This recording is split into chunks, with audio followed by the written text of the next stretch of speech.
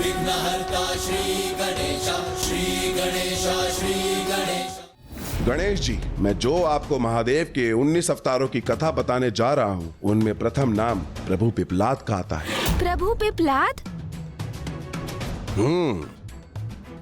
मनुष्य जाति के कल्याण के लिए प्रभु ने अपने लीला अनुसार साधारण मनुष्य के बालक के रूप में जन्म लिया। किंतु दुख की बात तो ये थी कि उनके जन्म लेते ही उनकी माता सुवर्चा को उनका त्याग करने के लिए विवश होना पड़ा।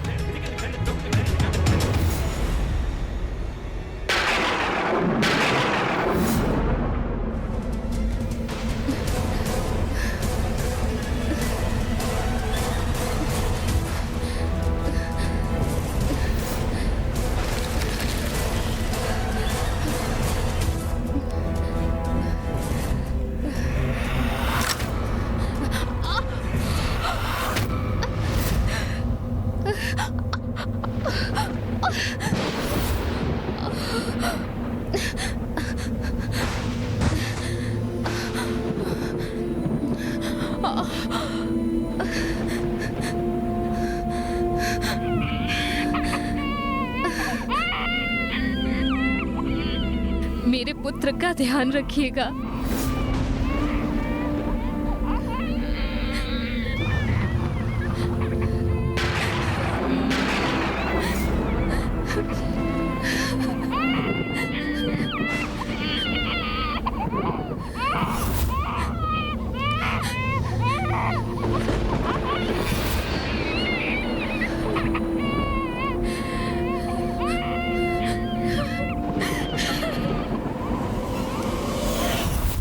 कोई माता अपने नवजात शिशु को वन में वृक्ष के नीचे छोड़कर कैसे जा सकती है? इसके कारण थे शनिदेव। शनिदेव? वही शनिदेव जो नवग्रहों में से एक है? हाँ, वही कर्म फलदाता। कठोर वक्र दृष्टि है उनकी। वही हैं शनिदेव। और उन्हीं को ही नियंत्रित करने के लिए प्रभु महादेव को उनका पहला अवतार लेना पड़ा। दशानन जी, सत्य तो ये है कि मेरे मन में भी शनिदेव को लेकर अनेकों प्रश्न हैं। सर्वप्रथम तो आप मुझे ये बताइए कि देव अर्थात तो देवता होता है, फिर ऐसा क्या कारण है लंकेश कि शेष ग्रहों को छोड़कर केवल इन्हीं एक ग्रह के नाम के बाद देव शब्द जुड़कर वे शनिदेव बन गए, जबकि वो तो मात्र 9 ग्रहों में से एक है। और ये भी कि मनुष्य हो अथवा देवता, सभी उनसे भयभीत क्यों रहते हैं? और विशेष रूप से उनकी वक्र दृष्टि का भय सभी पर क्यों छाया रहता है? उनके प्रत्यक्ष दर्शन क्यों नहीं हो सकते? उन्हें कर्मदाता क्यों कहा जाता है? और मैंने तो ये भी सुना था कि स्वयं भगवान शिव को भी शनिदेव से छिपने पर विवश होना पड़ा था। जब इतना प्रभावी और भयंकर है शनिदेव की दृष्टि का प्रकोप, तो फिर महादेव के अवतार ने उन्हें कैसे नियंत्रित किया? आप चिंता न कीजिए पार्वती नंदन, आपको आपके प्रत्येक प्रश्नों का उत्तर अवश्य मिलेगा, क्योंकि आपने ये प्रश्न उनसे किया है जो इन प्रश्नों के उत्तर देने का सामर्थ्य रखता है। महादेव के प्रथम अवतार श्री पिपलाद जी की कथा सुनाने के लिए मुझे और भी पीछे जाना होगा। सर्वप्रथम शनिदेव की जन्म कथा सुननी होगी आपको। हाँ हाँ अवश्य लंकेश, मैं तो ये कथा सुनने के लिए अति उत्सुक हूँ, किंतु उसके पूर्व कुछ जल तो ग्रहण कर लीजिए। ये लीजिए, जल ग्रहण कीजिए। अच्छा है, आप बार बार जल का पान करेंगे तभी तो लघु शंका भी जाएंगे लंकेश, और मुझे उसी क्षण की प्रतीक्षा रहेगी, क्योंकि आपको लघु शंका लगते ही आप ये आत्मलिंग मुझे थमाएंगे और मैं उसी क्षण पिता श्री महादेव के आत्मलिंग को भूमि पर रख दूंगा। इसलिए तो ये आवश्यक है कि मैं आपको कथा के मध्य में इसी प्रकार बार बार जल पान कराता रहूं। अब कहिए ना कथा। जैसे कि आपको ज्ञात होगा, शनिदेव सूर्य पुत्र हैं और सूर्य देव का विवाह विश्वकर्मा जी की पुत्री संज्ञा से हुआ था।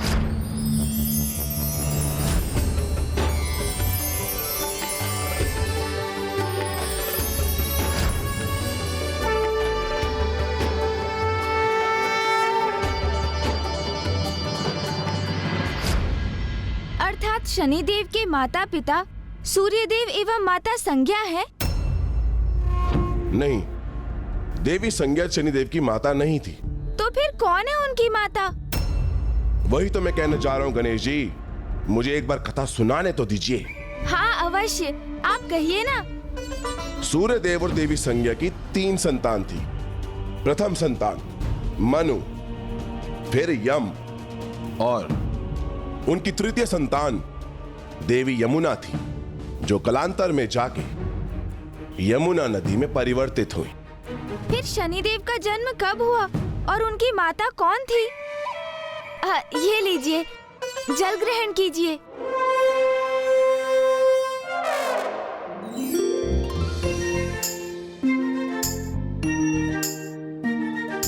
थोड़ा और ग्रहण कीजिए। चतुर चतुर चतुर चतुर ज्ञानी, चतुर चतुर चतुर चतुर ज्ञानी। अब जब मैं कथा सुनाऊंगा, आप कृपया करके उसमें बाधा मत डालिएगा। जी दशानन। सूर्यदेव और देवी संज्ञा के बीच में अत्यधिक प्रेम था, किंतु सूर्यदेव का तेज दिन प्रतिदिन बढ़ता ही जा रहा था। तो देवी संज्ञा उनके तेज की तीव्रता को सहने में असमर्थ होने लगी। प्रिय,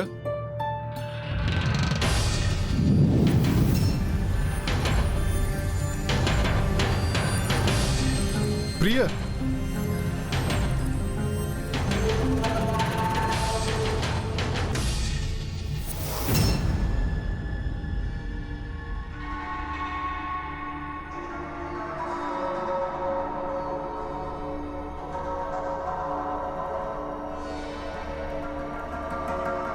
कितने दुर्भाग्य की बात है कि मेरी पत्नी ही मुझसे अपना श्रृंगार छुपा रही है। नहीं स्वामी, मैं स्वयं को आपसे छिपाने का प्रयास नहीं कर रही थी। मुझसे तो बस आपका तेज सहन नहीं हो रहा है। अर्थात अब मैं अपनी पत्नी, अपनी जीवन संगनी के लिए ही असहनीय हो गया हूं। तो क्या लाभ हमारे साथ निवास करने का? आप मुझे छोड़कर कहीं भी जाने के लिए स्वतंत्र हैं देवी। स्वामी, स्वामी, स्वामी, मेरी किसी बात को अन्यथा ना ले। बस, मुझे कुछ और नहीं सुनना। स्वामी,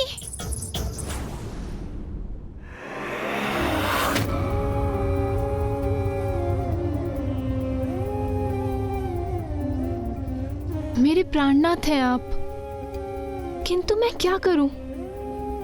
आपके तेज को सह पाना मेरे लिए असंभव हो रहा है।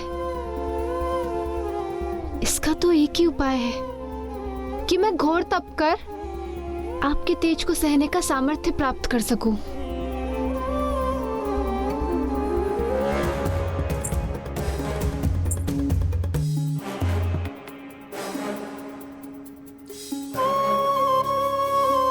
किंतु अभी मैं आपको छोड़ के गई तो आप इसका कोई अन्य अनर्थ ना निकाल लें और इससे हमारे मध्य में दूरी और ना बढ़ जाए। आपको और आपकी संतानों को ऐसे एकाकी छोड़कर मैं तो क्या, मेरी परछाई भी नहीं जाएगी। किंतु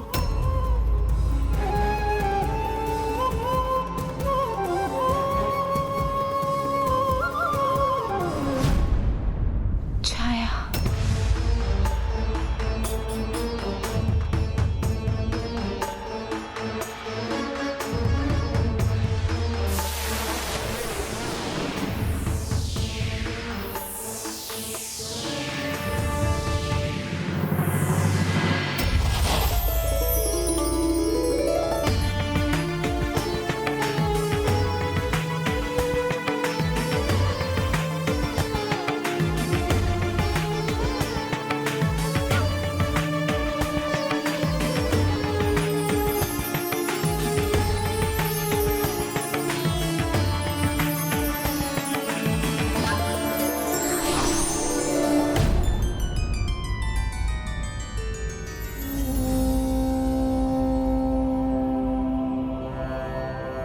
देवी, मैं सूर्यदेव की पत्नी संज्ञा हूँ और आप मेरी छाया हैं। मुझसे पृथक ना आपका कोई अस्तित्व था, ना कोई पहचान, किंतु अब मैंने आपको अपनी प्रतिछाया से रचा है, तो आपको मेरे प्रत्येक आदेश का पालन करना होगा। अवश्य देवी संज्ञा, आपकी छाया होने के नाते आपके प्रत्येक आदेश का पालन करना मेरा धर्म है। कहिए, आपका क्या आदेश है? मैं अपने स्वामी का तेज सह पाने में असमर्थ हूँ और स्वयं को उनके योग्य बनाने के लिए मैं तप करने जाना चाहती हूँ, किंतु मैं ये भी चाहती हूँ कि मेरी अनुपस्थिति का भान किसी को ना हो, स्वामी को भी नहीं। इसलिए मेरे यहाँ लौटने तक आपको देवी संज्ञा बनकर यहाँ पे रहना होगा। आप मेरी छाया से उत्पन्न हुई हैं, इसलिए आप पर स्वामी के तेज का कोई प्रभाव नहीं पड़ेगा। आपको मेरे पति और संतानों के प्रति मेरे सभी दायित्व निभाने होंगे। ये आप क्या कह रही हैं देवी संज्ञा? मेरे पति सूर्यदेव के साथ आपको गृहस्थ जीवन का निर्वाह करना होगा, समस्त संसारिक सुख देने होंगे आपको उन्हें। यही मेरी आज्ञा है।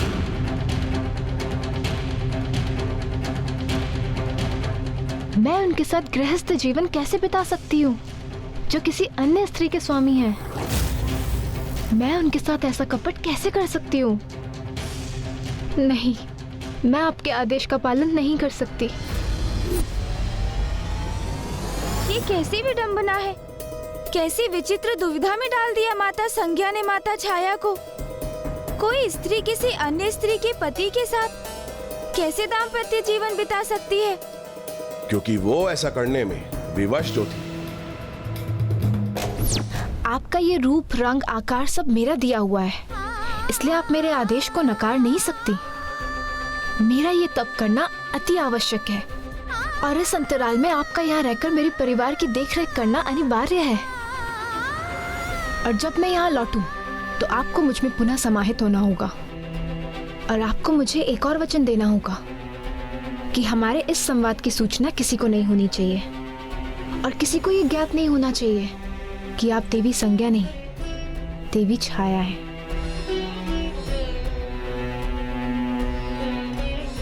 और वचन दीजिए कि आप मेरे स्वामी सूर्यदेव को सदा प्रसन्न रखेंगी।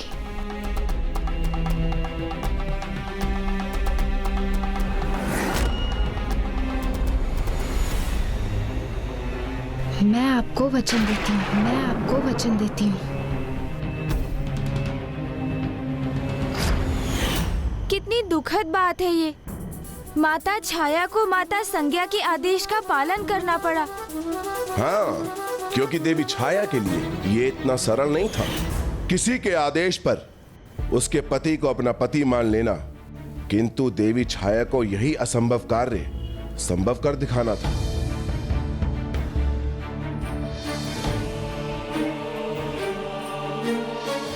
रुकिए।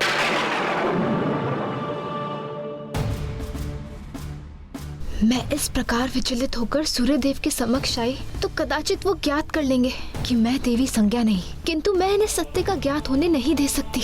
ये वचन दिया है मैंने देवी संज्ञा को।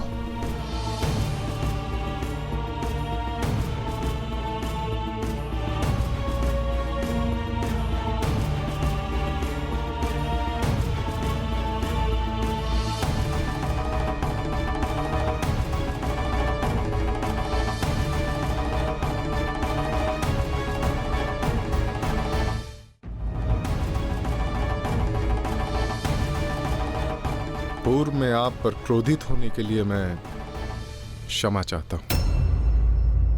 कदाचित मैं अधिक आवेशित हो गया था।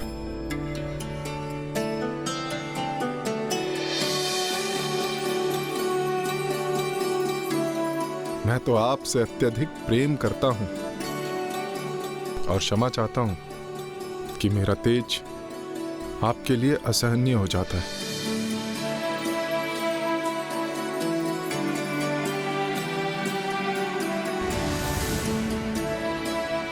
आरंभ में तो विवश होकर उन्होंने गृहिणी के समस्त अपने दायित्व निभाए, किंतु फिर उनके भीतर स्नेह एवं सेवा की भावना जागृत हुई और देवी छाया जैसे भूल ही गई थी कि ये उनका गृह एवं गृहस्थी नहीं। और शीघ्र ही वो समय भी आ गया जब उन्होंने सूर्यदेव और अपनी संतान को जन्म दिया। तो क्या यही शनिदेव थे? ये लीजिए, उत्तर देने के पूर्व जल ग्रहण कीजिए। मुझे ज्ञात है आपको बार बार टोकने से आप छल्ला रहे हैं लंकेश, किंतु युक्ति तो मेरी यही है कि जलपान करा करा कर मैं आपका उदर इतना भर दूं कि आप लघु शंका जाने के लिए विवश हो जाएं, क्योंकि नहीं जा पाएंगे लंकेश तब लंका, जब उन्हें व्याकुल करेगी उनकी आई लघु शंका। चतुर गणेशा। नहीं, वो शनिदेव नहीं, मनु थे, जिनके जन्म के उपरांत देवी छाया ने अपनी गृहस्थी अर्थात चारों संतानों एवं सूर्य देव की सेवा में अपने आप को पूर्ण रूप से व्यस्त कर लिया। तो क्या सूर्य देव को कभी उनके वास्तविक परिचय को लेकर कोई संदेह नहीं हुआ?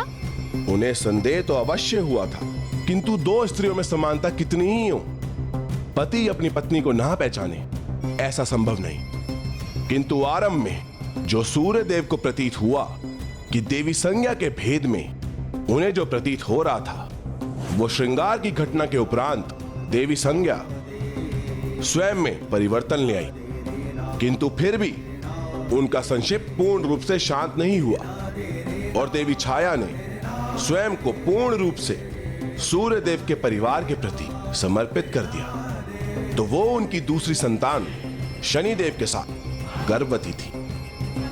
तब कुछ ऐसा घटित हुआ कि पूर्ण रूप से सब कुछ परिवर्तित हो गया।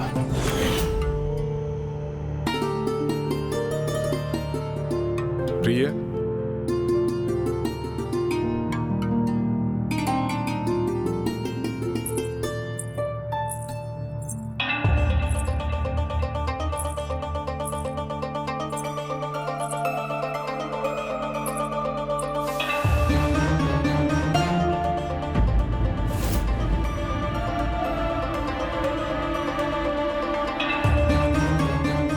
दर्पण पिघल गया, किंतु देवी संज्ञा पर मेरे तेज का कोई प्रभाव नहीं हुआ। ये कैसे संभव? क्या रहस्य है इसके पीछे?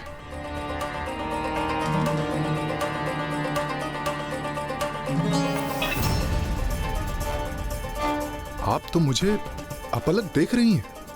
आपका तेज इतना दिव्य और इतना मनोरम है कि मन करता है कि बिना पलक झपकाए बस आपको ही देखते रहें। अच्छा, तो आपको मेरे तेज से कोई समस्या नहीं है? कैसी समस्या प्रभु?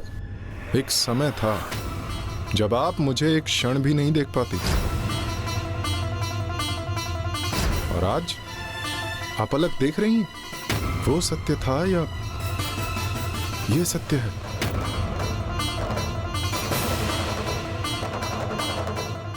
कभी कभी मुझे प्रतीत होता है जैसे तब मैं आपसे परिचित नहीं था, फिर प्रतीत होता है कि अब मैं अपनी पत्नी को नहीं जानता।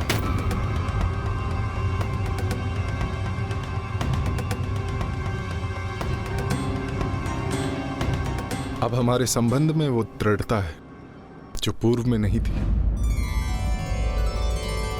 हम दोनों, हमारा परिवार आनंदित है, किंतु फिर भी एक दीर्घ समय से मुझे किसी कमी का आभास हो रहा है। आप ऐसा क्यों कह रहे हैं स्वामी? क्या मैंने आपकी सेवा में कोई कमी शेष रहने दी? क्या मैंने आपकी प्रत्येक आज्ञा का पालन नहीं किया? किंतु अनेकों बार आपको देखकर ऐसा प्रतीत होता है जैसे मेरी संज्ञा मेरे समक्ष होकर भी मेरे समीप नहीं। कभी कभी मुझे प्रतीत होता है कि मैं संज्ञा के साथ नहीं, उसकी छाया के साथ।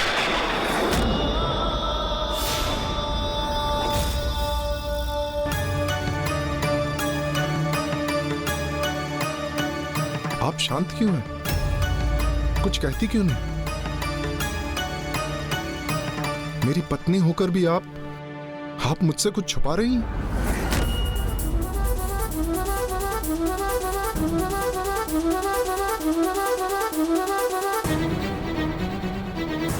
आपका इस प्रकार मौन रहना मेरे मन में अनेकों संशय उत्पन्न कर रहा है। कि आप मेरी पत्नी हैं भी या नहीं। मेरी आज्ञा का सदैव पालन करती है ना, तो फिर आज आपके मुख से एक भी शब्द उत्पन्न क्यों नहीं हो रहा? कैसे बताऊं आपको स्वामी, देवी संज्ञा को वचन जो दिया है मैंने, मैं वचनबद्ध हूँ। पति का पत्नी से और पत्नी का पति से कुछ भी गुप्त रखना ग्रस्त जीवन की मर्यादा के विरुद्ध है। और आपका इस प्रकार मौन रहने का एक ही अर्थ है कि आप मुझसे कुछ गुप्त रख रही हैं। आप ऐसा क्यों सोच रहे हैं स्वामी? क्या मैंने आपके प्रति अपने प्रेम, श्रद्धा और सेवा में कोई कमी छोड़ी है? आपके नेत्रों और आपकी वाणी के भावों में भेद है देवी। वाणी कुछ और कह रही है और नेत्र कुछ और समझा रहे हैं। सत्य आप मुझे बताएंगी अथवा मैं स्वयं ज्ञात कर लूं, क्योंकि अब आपका मुझसे कुछ भी भेद रखना मेरे लिए अत्यंत कष्टदायक है।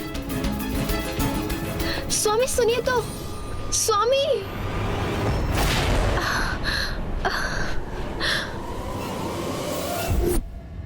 माता छाया कितनी लाचार थी।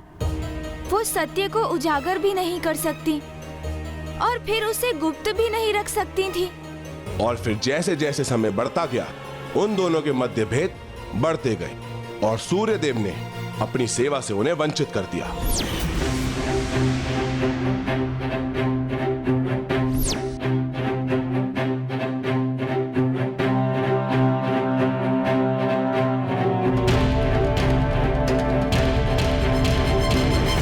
जैसे जैसे सूर्य देव देवी छाया से दूर होने लगे, वैसे वैसे उनके गर्भ में पल रहे शिशु के क्रोध में वृद्धि होने लगी।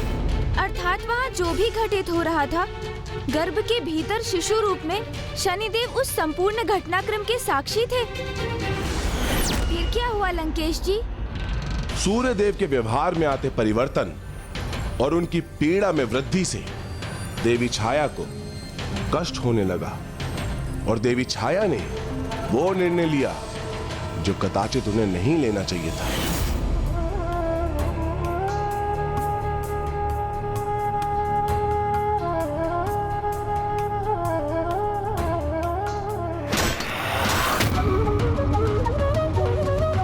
जब तक मुझे सत्य का ज्ञात नहीं होता, तब तक आपको मैं अपनी सेवा का अवसर नहीं दूंगा। आज से मैं आपको अपने सभी कर्तव्यों से मुक्त करता हूं।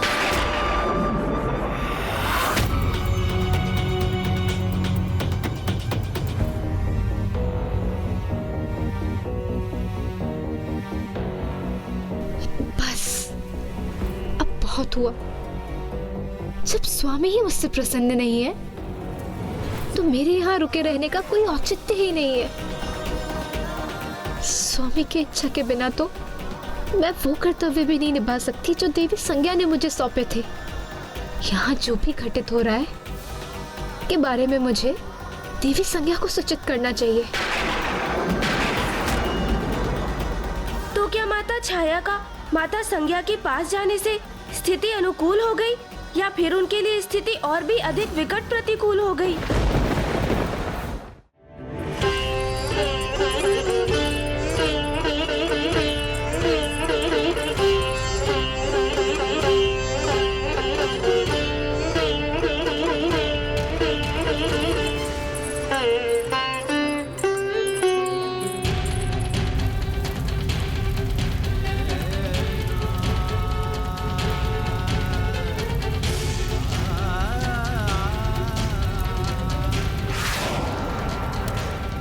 देवी छाया ये भूल गई थी कि सूर्य देव की दृष्टि कभी भी किसी पे भी पड़ सकती है।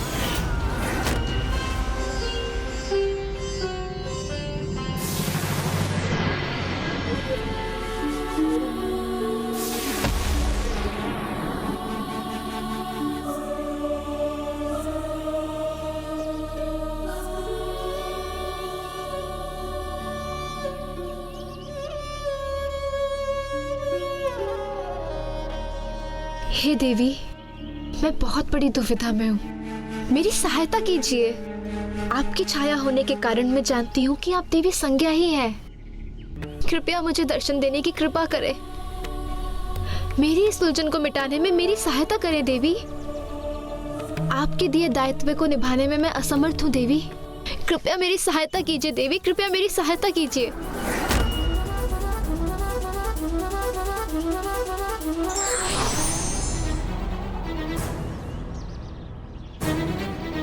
देवी संज्ञा।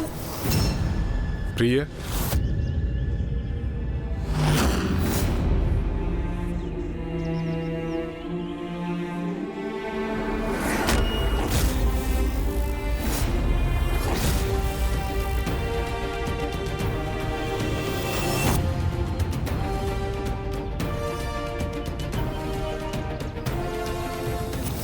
सूर्यदेव के आते ही देवी संज्ञा पुनः मुड़ गई, मुख मोड़ लिया अपने स्वामी से।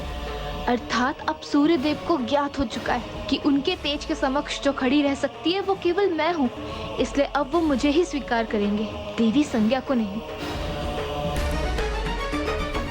पुनः देवी संज्ञा को समक्ष पाकर सूर्यदेव उन्हीं की ओर बढ़ने लगे। स्वामी मेरे प्रति इतना कठोर क्यों हो गए? मुझ पर तनिक भी ध्यान नहीं है उनका।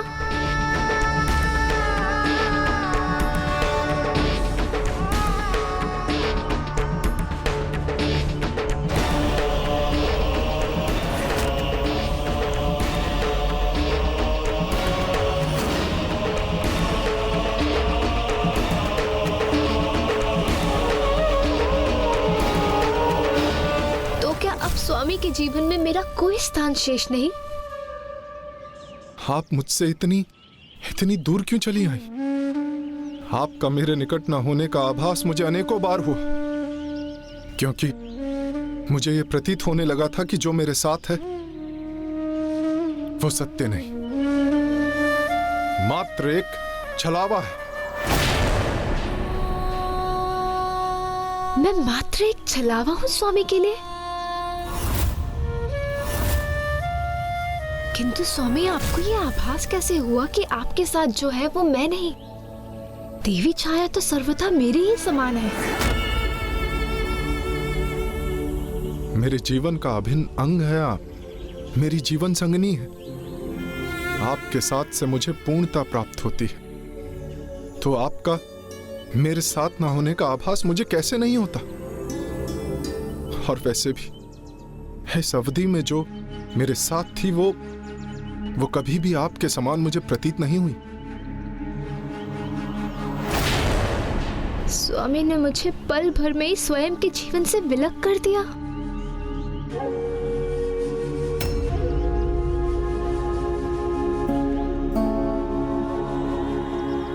कैसे न ज्ञात होता मुझे कि आपके स्थान पर वो कोई और है, क्योंकि जब आप मेरे साथ होती हैं तो मेरे भीतर स्नेह का सागर उमड़ पड़ता है, और वो आपकी छाया, वो तो उस स्नेह सागर की कुछ बूंदों के समान ही थी। तो क्या स्वामी के लिए मेरे स्नेह का इतना ही मान है? आपका स्पर्श तो मुझे आनंदित कर देता है, किंतु देवी छाया के स्पर्श से मुझे तनिक भी आनंद का आभास नहीं होता था। स्वामी के लिए क्या इतना निरर्थक था मेरा स्पर्श? आपको अंक लगाकर मेरा तन मन शांत हो जाता है, किंतु देवी छाया को अंक लगाकर अधूरापन जैसे मेरे हृदय को चुभता था। मेरे साथ बिताए इतने वर्ष स्वामी को अधूरेपन का ही आभास होता रहा। जो सत्य उसका स्थान कोई मिथ्या प्रतिरूप कदापि नहीं ले सकता देवी संज्ञा। आपके समक्ष आपकी छाया का कोई अस्तित्व नहीं है मेरे लिए। स्वामी के लिए मेरा कोई अस्तित्व ही नहीं? कैसी अभागिनी हूं मैं।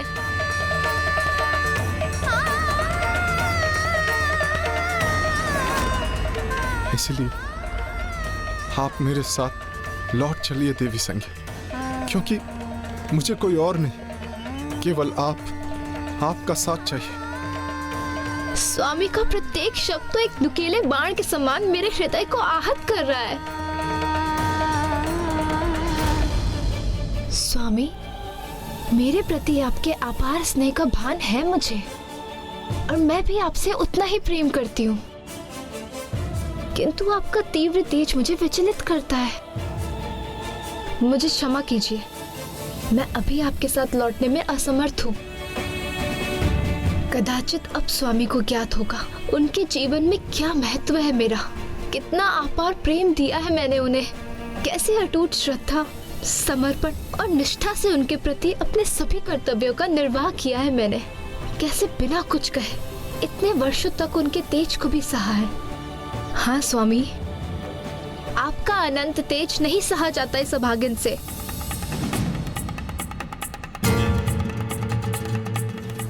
अब ज्ञात होगा स्वामी को कि कितना त्याग किया है मैंने उनके लिए।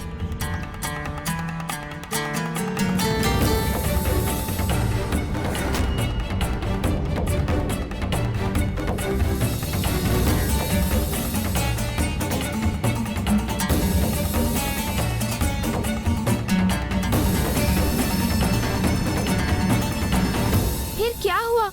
क्या किया सूर्यदेव ने? और अब जो हुआ वो देवी छाया के लिए और भी दुर्भाग्यपूर्ण था, किंतु ये दुर्भाग्य कारण बना उन शनिदेव के जन्म और प्रभु पिपलाद के इस प्रसंग से जुड़ने का, जो अब शीघ्र ही सबके समक्ष आने वाला था। प्रत्येक घटना के पीछे कोई ना कोई बड़ा कारण अवश्य होता है, जिसका प्रतिफल भी आज नहीं तो कल अवश्य ही दिख जाता है।